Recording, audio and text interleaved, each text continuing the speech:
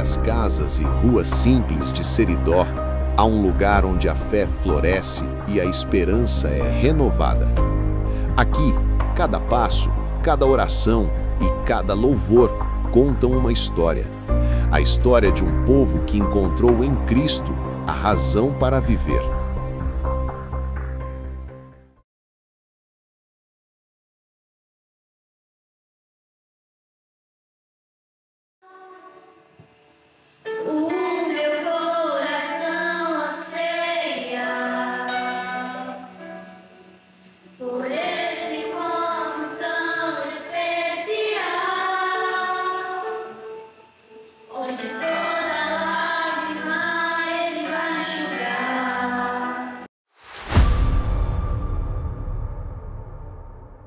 No início da década de 80, um homem de fé passou por estas terras.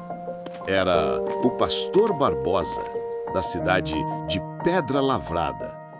O que parecia apenas uma passagem se tornou o início de uma obra eterna. Então, assim, falar da igreja de Seridó, do início da igreja de Seridó, é muito importante para mim, não é? Aonde eu estou, para onde eu vou, eu não consigo esquecer.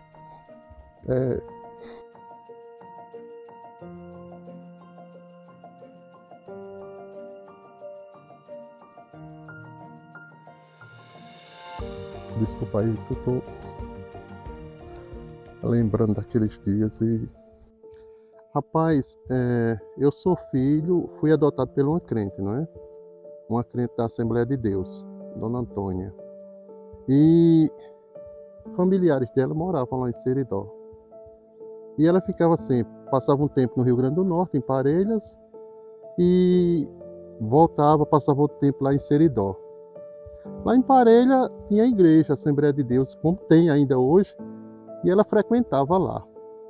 Agora, ela sentia essa necessidade quando chegava em Seridó, porque Seridó, logo quando nós chegamos, não havia crente evangélico, não é? A maioria era católica, e ela sentia essa falta. Mas ela, como qualquer outro lá cristão, né? Lia a Bíblia, fazia oração, nos ensinava. Tanto que a influência que eu tenho evangélica até hoje foi por conta dela, tá certo? Nós moramos aqui em São Vicente um período e a gente ficava sempre assim, período aqui, período de Seridó, período de Parelhas, não é? E a última vez que nós viemos para Seridó foi em 1989. Nós chegamos e desde que nós chegamos em 89, ela não saiu, praticamente não saiu, ficou lá até chegar o período que ela faleceu, né? Ou dormiu no Senhor. E eu fiquei por lá. Eu estudava e trabalhava na cerâmica de Vandique, né? Antes era olaria, depois foi cerâmica e eu fiquei trabalhando lá. E como eu fiquei trabalhando lá, eu pude, e acompanhava ela, eu pude ver o nascimento, a gênese, a essência da igreja de Seridó. Eu tenho um carinho enorme.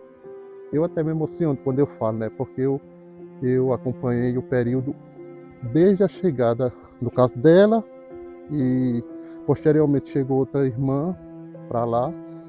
E depois dessa outra irmã, a gente tinha também visitas frequentes de igrejas de Campina. Seja Assembleia, seja outras igrejas também que iam fazer trabalho missionário lá.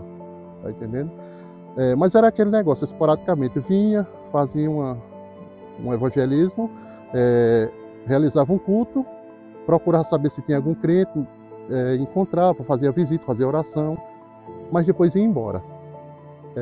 Basicamente era essa a nossa realidade. 89, 90 e de 90 para frente, aí nós começamos a ter mais visitas frequentes. A igreja aqui de São Vicente também fazia essas visitas esporádicas lá, não é? Fazia o evangelismo, da mesma prática, o evangelismo, trabalho com um grupo de crianças lá, e depois o culto, mas depois ia embora. E era uma coisa que ela me falava, que tinha um sonho que um dia tivesse igreja lá, para ela poder congregar, né? Basicamente foi assim. Rapaz, primeiramente eu citei a igreja daqui de São Vicente, de Campina, que vinha, mas também vinha a igreja de Pedra Lavrada, Inclusive foi a igreja de Pedra Lavrada que começou a ter visitas mais frequentes lá e nos dá assistência. Eu digo nos dá porque nesse tempo eu não estava tão na igreja, não é?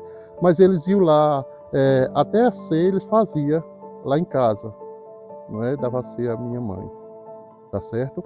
E eu via que eles queriam, tanto que um dia eu lembro, João Alves, o pastor, e um dia ele era pedreiro, ele comentando lá em casa e ficava sempre tentando conversar comigo e chamando para a igreja. E uma das coisas que ele falou era: um dia nós vamos construir uma igreja aqui. Todo canto do mundo tem igreja, por que Seridó não tem? Aí eu ficava muito feliz quando ele falava isso, né?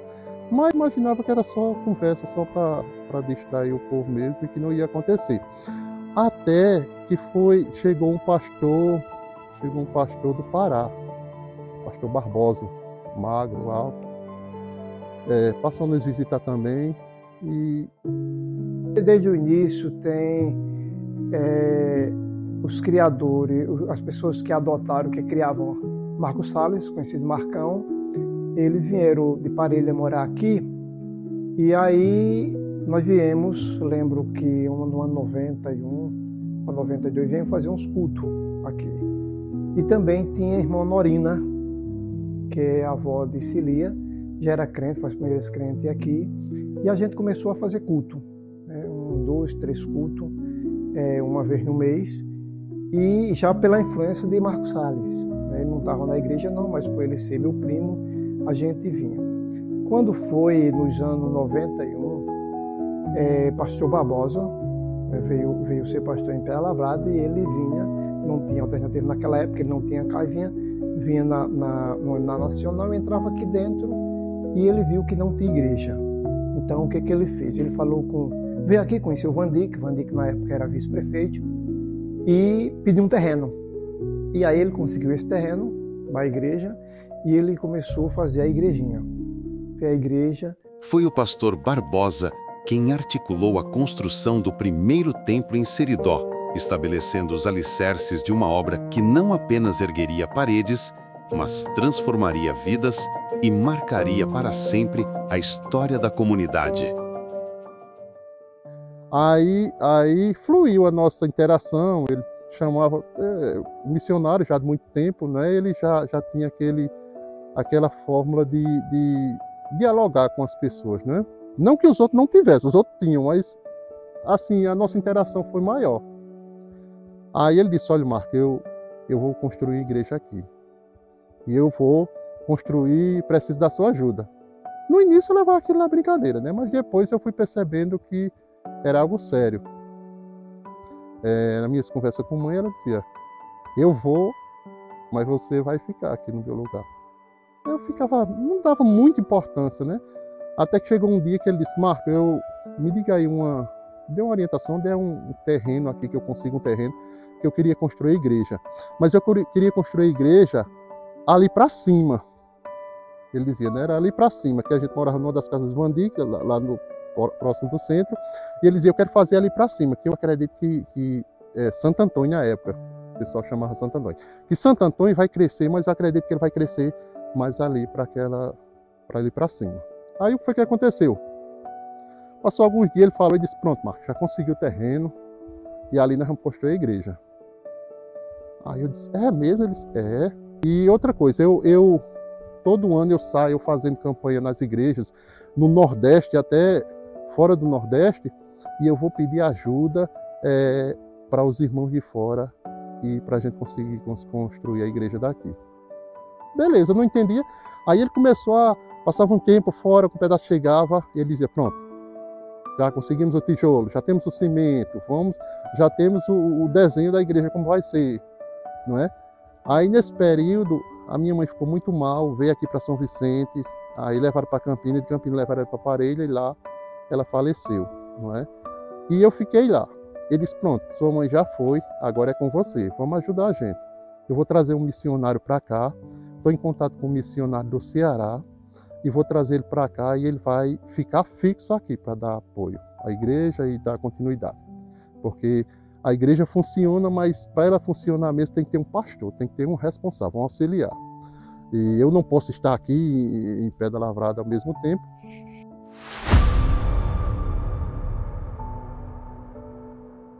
Para cuidar do trabalho, o pastor Barbosa deixou o missionário Antônio Arraes como o primeiro obreiro fixo. Com fé e dedicação, Arraes conduziu a comunidade e consolidou a presença da igreja em Seridó.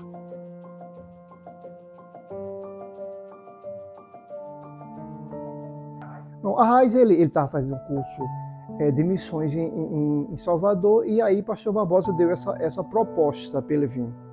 Ele disse, eu venho, eu vou. Aí ele veio, né, ficou aqui, morava, a igreja era pequenininha, tinha só 2 departamentos atrás, onde ele ficou morando ali. Marcão voltou nessa época à igreja e foi um braço forte com o pastor Arraes. Tempo muito difícil. Eles comiam banana no almoço, né, e guardava a casca para comer à noite como janta com sal. E você conversando com o Marcos Salles, ele vai relatar isso.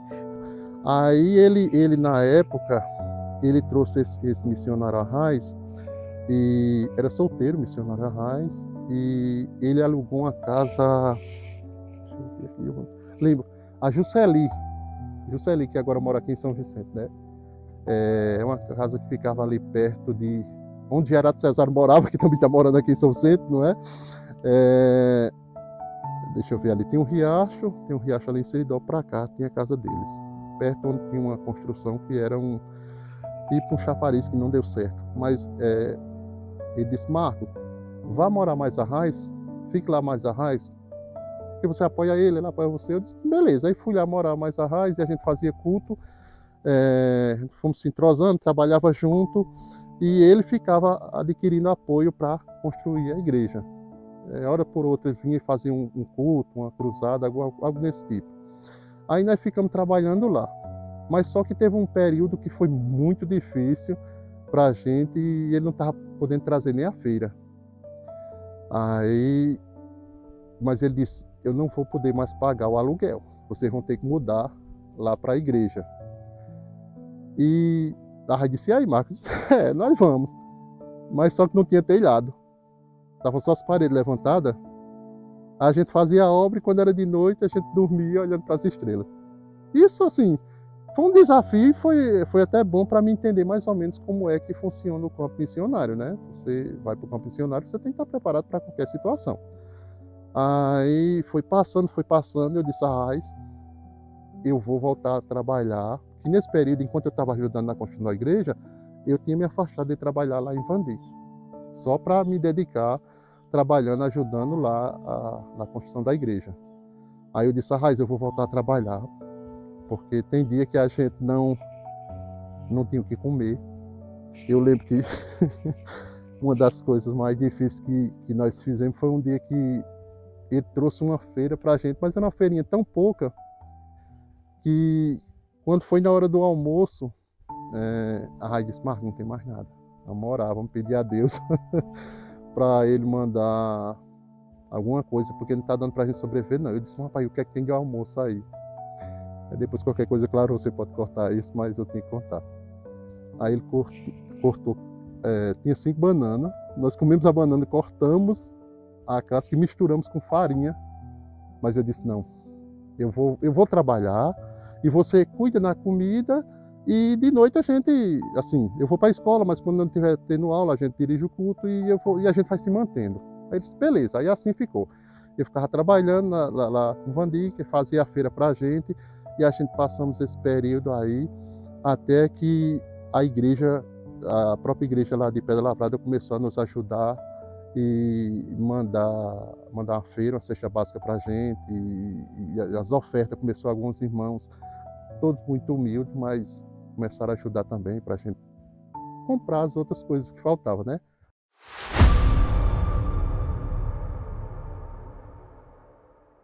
Depois do missionário Arraes, outros homens de Deus continuaram esta missão. O pastor Maurício Costa, o pastor Xavier Cordovil e hoje o pastor Elier Alcântara. Cada um, à sua maneira, deixou marcas de fé, serviço e dedicação.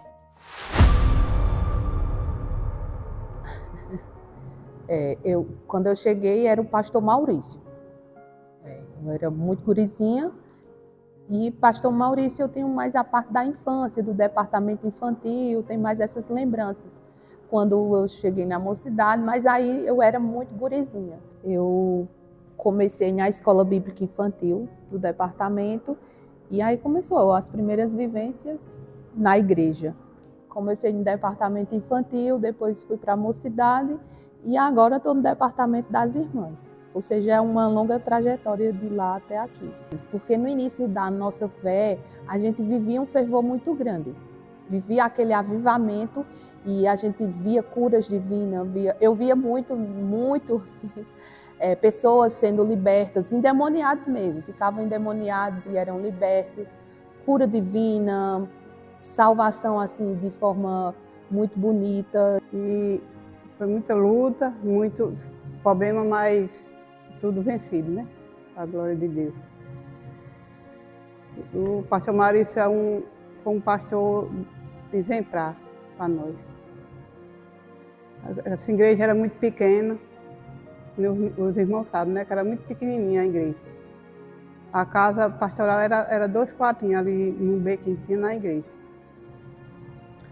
A casa ali começou um murinho de casa de tata, né? Que nem com vara, aí ele cercou e que eles criavam jumenta ali dentro, onde era a casa agora deles.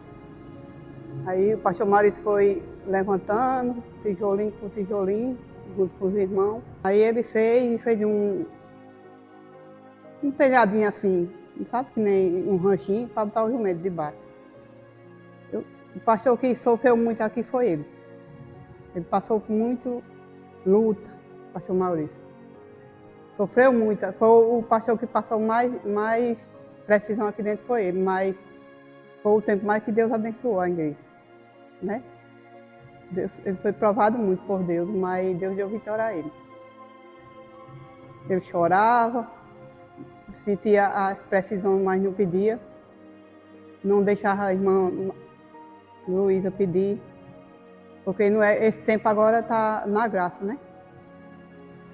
O povo está vivendo mergulhando na bênção. Os irmãos não dizinavam. Você vê que uma igreja que não dizina o pastor passa muita precisão, né? Mas agora pode dizer que está mergulhando na bênção. Depois veio o pastor Xavier, mas assim, pastor Maurício foi a infância. Pastor Xavier foi a adolescência e eu tenho muita lembrança boa de cada um deles. E pastor Maurício eu tenho mais a parte da infância, do departamento infantil, tem mais essas lembranças. Quando eu cheguei na mocidade, mas aí eu era muito gurizinha. Pastor Xavier foi adolescência e juventude. Pastor Xavier, eu sou do tempo do pastor Xavier também, mas ele era eu viria dizer que ele era muito rígido. Mas tudo para ver a obra de Deus sendo abençoada, né? A rigidez dele para não entrar as coisas que não eram de Deus dentro da igreja, né?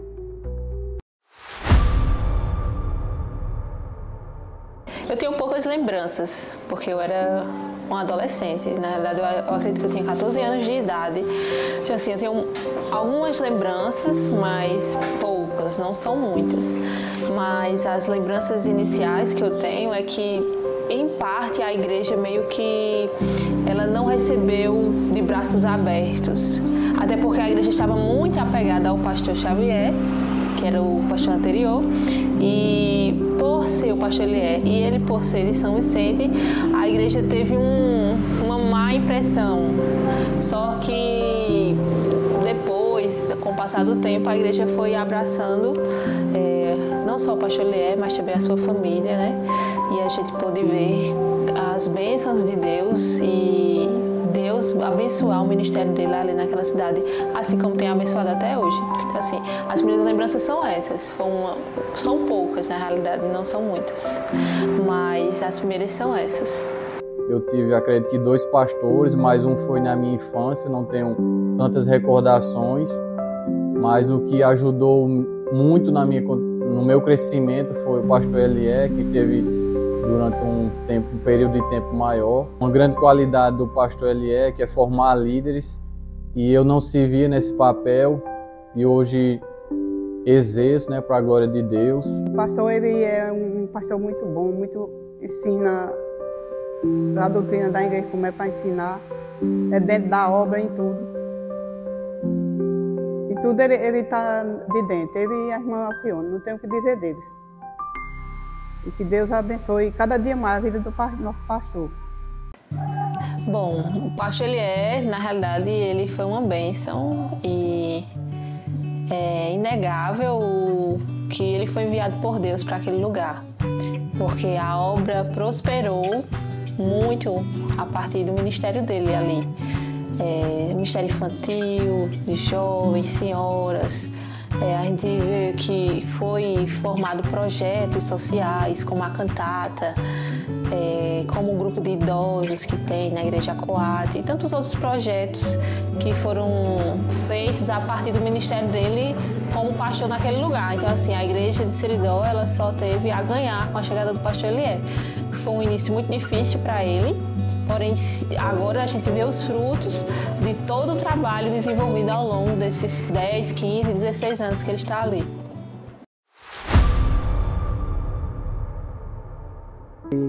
Graças a Deus, foi um milagre, eu nasci de novo.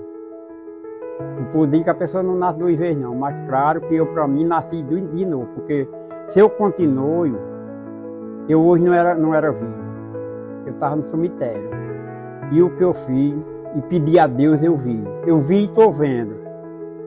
Porque eu tive em São Vicente meio ruim, passei quase 3 meses bebendo sem parar. Só vim em casa dormir e voltar. Desfinha o que eu tinha. Eu completei 60 anos de idade, fiz um empréstimo de 7 mil. Gastei, comprei um gado muito bom. Depois entrei nessa magrita, que é a cachaça. Desde quase 3 meses eu acabei com tudo, irmão, deixei a porteira aberta. A troco de cana. Entendeu? E eu fui. Quando eu me triviava de amiga atrás de eu, o problema do dinheiro para beber, porque eu tinha o dinheiro dos bichos, sabe? Aí eu pedi a Jesus. Quando eu me achei sozinho, eu só tinha Deus por mim. Só tinha Deus por mim. Aí eu saí dali de São Vicente, prudente para sair nos bispos. Aí eu me ajoelhei debaixo de um pé de imbu e pedi a Deus. Deus, me dê com que eu viver. Eu não queria morrer agora não, mas só o Senhor quem sabe. E pra mim, eu senti que vinha uma coisa branca encostada a eu de um lado. Era um anjo de Deus. Aí eu pedi, se eu hoje escapar de hoje, eu posso morrer com 100 anos de idade, que eu não toco mais nunca, enquanto vida eu tiver, eu não toco no bebida cor. E agora, vai fazer o quê? Vai fazer 14 anos agora no ano que vem. Graças a Deus. E morro de velho e não coloco uma bebida na minha boca mais. Agora foi um milagre mandado por Deus. Aí, depois disso, eu cheguei em casa, eu saí de São Vicente 3 horas da tarde, me arrastando, de pé, que não tinha R$1 para pagar uma passagem para mim, sabe? Para deixar eu em Serra Redonda. Cheguei em casa de 8 horas da noite. Quando eu cheguei em casa, o povo correu tudo, e a porta ficaram aberta e eu dentro de casa. Aí tinha minha caçula, que é aquela que trabalha lá, ninguém me deu de mão, do céu. Aí eu disse para ela, eu disse, minha filha, 2 em volta eu não bebo mais. Ela falou, pai, diga isso não. O senhor numa condição dessa, pai, dizer que vai deixar de beber, bebe desse jeito, que não pode nem andar. Eu disse, mas Deus é maior, Deus é pai. Entendeu? E aí, fez o quê? Passou para um mês, passou para 2, passou para 3, agora que se Deus quiser, estou completando, vai completar, no mês de maio vai completar 14 anos. Deixei o jogo, o fumo e a cana eu deixei de uma vez, irmão. Graças a Deus, deixei de uma hora só, foi o remédio. Aí o povo disse, Jorge, como foi que tu parou de beber? Eu disse, tinha vergonha que eu não tinha. A igreja ajudou o senhor? Aí escuta só, aí eu falei com a mulher não aceitou mais, eu não quero nem lhe ver. Depois que eu parei isso, entendeu? Ela disse, eu não quero nem lhe ver. Aí chama um palavrão comigo que eu não posso nem dizer. Aí eu digo, não tem nada não, eu vou para Seridó. Aí cheguei aqui em Seridó, fiquei numa casa de neguinho ali, para lá e para cá, e sentei para onde fosse.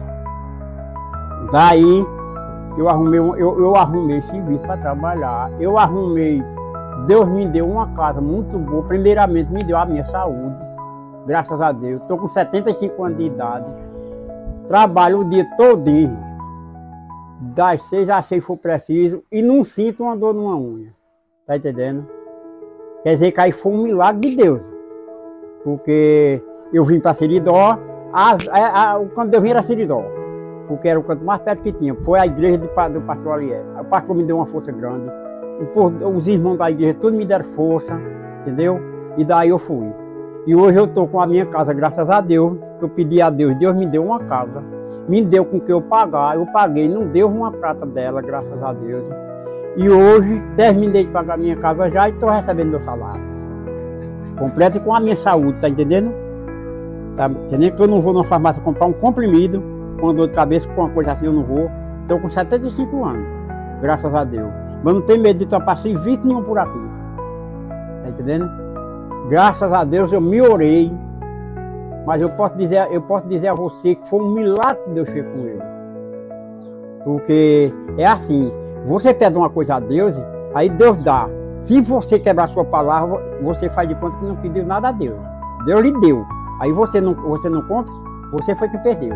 E eu andava no caminho errado, que era o caminho do demônio, e o povo estava aconselhando eu, e eu pensando que era o caminho bom que ele estava naquele. Mas quando eu vim conhecer que eu estava errado, eu ia no caminho errado, Deus me botou no caminho dele. E hoje eu não saio. Estou na igreja hoje, graças a Deus. Graças a Deus eu tenho o que eu queria, que Deus me deu. E outra, aprendi a cantar aí na igreja, quando sei ler, eu não tenho leitura. E aprendi a cantar aí na igreja, eu estou cantando no conjunto. Graças a Deus. Não foi uma bênção? Não foi uma bênção, não. Está sendo uma bênção para mim, graças a Deus. E estou tranquilo e com saúde. E graças a Deus, o que eu desejo ao povo, e o povo de Seridó quer muito bem aí. Graças a Deus, em todo canto que eu chego, todo mundo me apoia. Viu? E o que eu desejo ao povo de Seridó, do município, é saúde, felicidade e amor. E digo, quando Deus der a oportunidade, segure. Não vá atrás, não que você vai errado no caminho errado. Faça que nem eu fiz. Eu estou servindo de exemplo para os outros. Estou servindo de exemplo. Só se eu, povo mais jovem, tudo dessa idade, trabalhando, eu disse, deixa eu fazer minha vida, entendeu? Faça a sua vida que eu faço a minha. E graças a Deus estou vendo o resultado. A paz do Senhor e obrigado.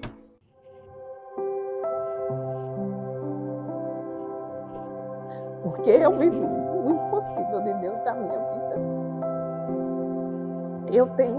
Eu tenho um testemunho de milagre na minha vida. E claro que a base desse milagre foi lá atrás, quando eu participei desses eventos, de viver esses milagres, eu passei a ter, eu acredito que ter mais fé, para crer que aqueles milagres que eu via acontecer no passado, eles poderiam acontecer na minha vida. E que Deus poderia fazer um milagre na minha vida. Então eu vivi o milagre da minha filha, e não só de gerar um milagre depois de 3 perdas gestacionais, mas o milagre dela nascer com alguns problemas, e Deus, e eu crer que aquele Deus que eu vi fazer milagre lá no passado, é o mesmo Deus que faz milagre no dia de hoje. E minha filha tem 1 ano, mas quando ela nasceu com alguns probleminhas. E eu sempre, baseada naquilo que eu vivi, na minha fé genuína de muitos anos atrás, eu comecei a impor, a usar aquela fé que eu tinha e orar ao Senhor pedindo cura divina. E minha filha foi curada do coraçãozinho, ela tinha 2 sopros significativos no coração, ela tomava medicação, ela tinha alguns diagnósticos bem difíceis. Torcicolo congênito, que a gente fez fisioterapia, mas eu creio no poder de Deus, risco de displasia do quadril e tantas outras coisas, que ela nasceu prematura, cheia de coisas ao redor, mas eu orava e eu dizia, eu creio no Deus que faz milagres. Porque eu vivi esses milagres, então eu tinha fé para crer que Deus é o Deus que pode realizar milagres ainda hoje, e eu estou com o meu milagre na minha vida, que é a minha filha.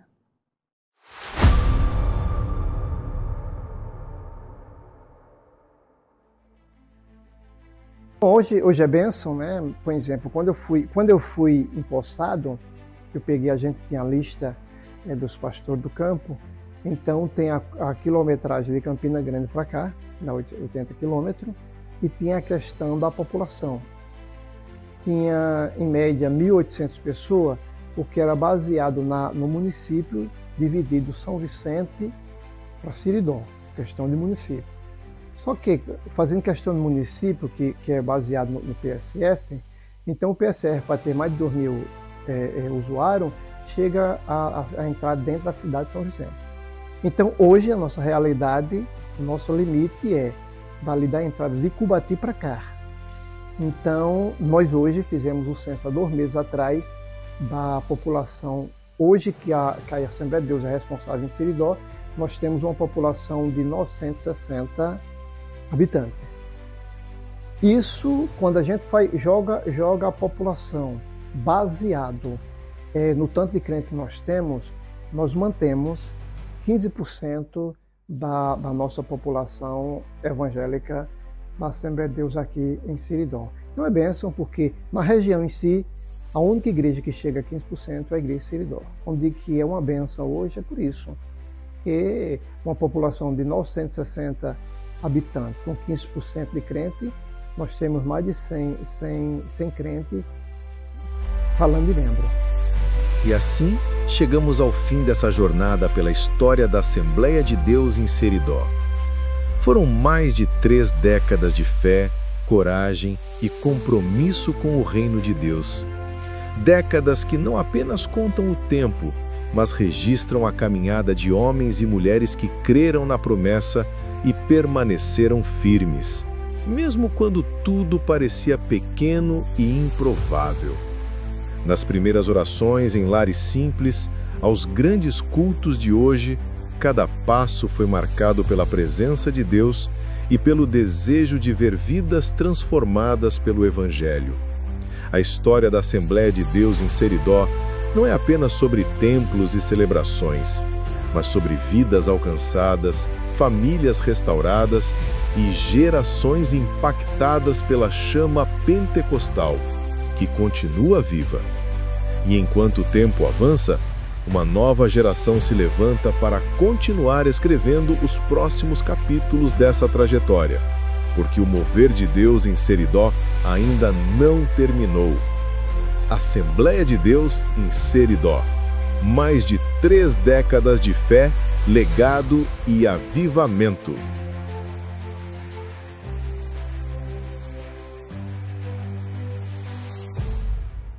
Obrigado, Deus, por não desistir de mim, por tua graça que me alcança até o fim, por cada milagre que eu nem percebi e pelos livramentos que eu nunca vi. Obrigado, Deus, por me amar assim, mesmo falho, fraco, tu estás em mim. Te dou meu louvor, minha vida e mais. Tu és bom, tu és fiel, meu Pai.